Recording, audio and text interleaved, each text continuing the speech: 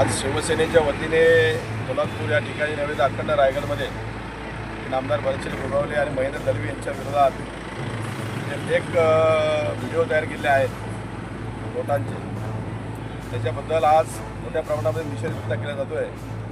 त्यांच्या पायाखालची वाळू सरकलेली आहे. भरतसिंग गोगावले, महेंद्र दलवी, महेंद्र पनवे यांचं जे रायगड जिल्ह्यामध्ये काम आहे, हे काम पाहता याच्या मागे कुणातरी हात आहे. हे खोट्या बातम्या तयार करून अधिवेशन क्रिकेटमध्ये या नेते मंडळीला भरतसिंग गोगावले किंवा महेंद्र दलवी यांना बदनाम करण्याचं कटकारस्थान आहे.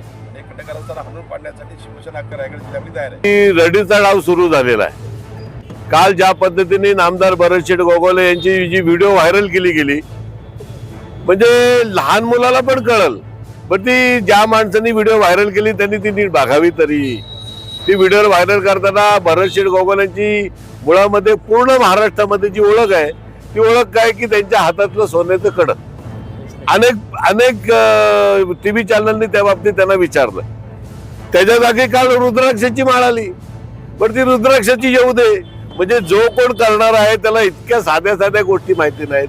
ज्या वेळेला त्या व्हिडिओचा शेवट झाला, क्लिअर कट तो लहान पोरगा दिसतोय त्याच्यात. म्हणजे तुम्ही एखाद्याच्या बद्दल इतकी वाईट पद्धतीने बदनामी करायची, हा निश्चितपणे निंदनीय नाही.